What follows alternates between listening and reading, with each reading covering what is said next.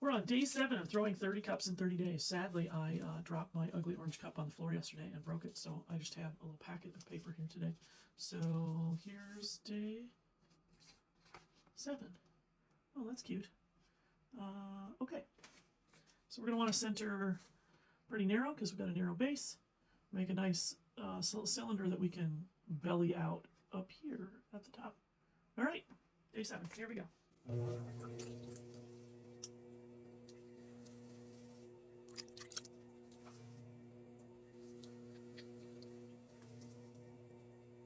Oh, I started with about a pound of clay. Little bit more, less than a pound and a quarter, but in that range, right?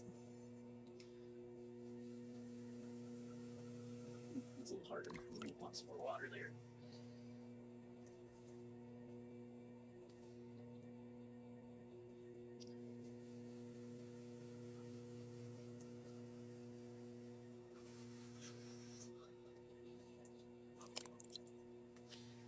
All right, center it narrow and high, since we want the base to be narrow. I used to center everything kind of the same, like sort of standard width, I felt like at the time. Then I had a teacher point out how silly it was to center something that you wanted really narrow, center it wide, and then push in the base constantly or cut it off. So I got smarter. Okay, again, this has pretty narrow bottom, so we want just a little opening at the bottom. Maybe about an inch, a little bit more than an inch maybe. Things tend to get wider as you pull walls, so let's see how we do.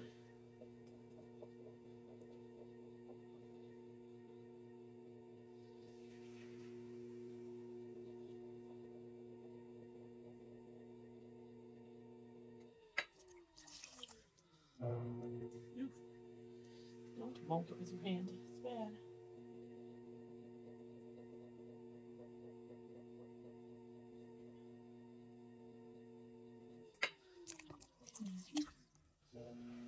Maybe one more pull for height, and then I'm going to start shaping, I think.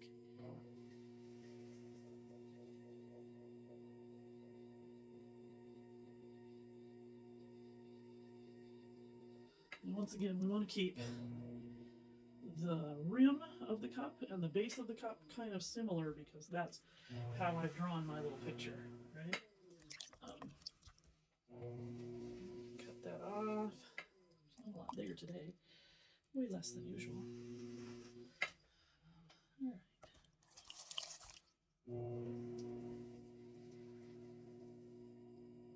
right. Okay, one more pull just to get the last of that bottom bit up. A lot of people, as they start throwing, a lot of clay gets left at the base here.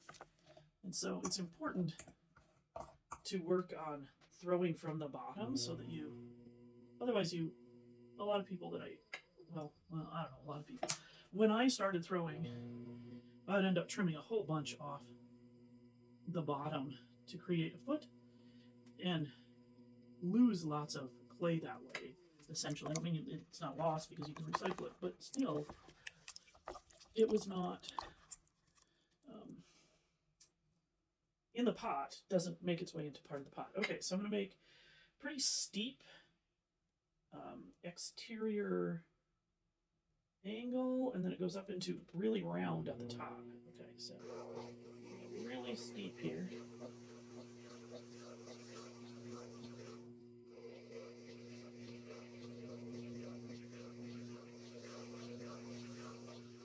Kind of like that. And then I'm gonna try to round it out. I'm gonna use a red rib. I need a more flexible rib for this. Okay, well, first we're gonna collar in this top because it needs to go way in from that. When you collar, traditionally I think you're supposed to do it like this, 6 points. I tend to do that, and then I kind of pull because as you push in, more clay goes into the same amount of space. So we're gonna round out this top here. Maybe I don't need a rib. I don't know.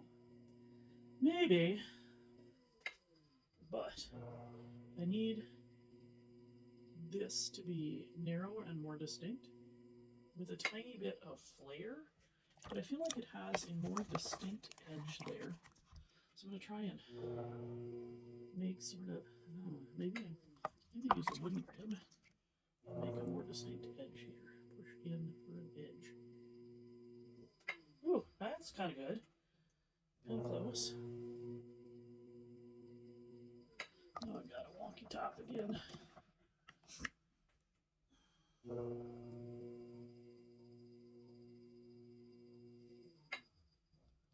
So now, because I collared in this top, it's thicker than the rest. So I'm actually going to pull up a wall, pull that little bit of wall up more.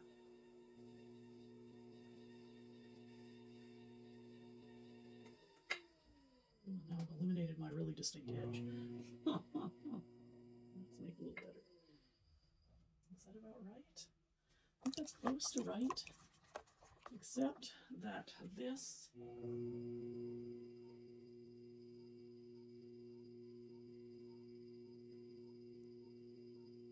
I like it.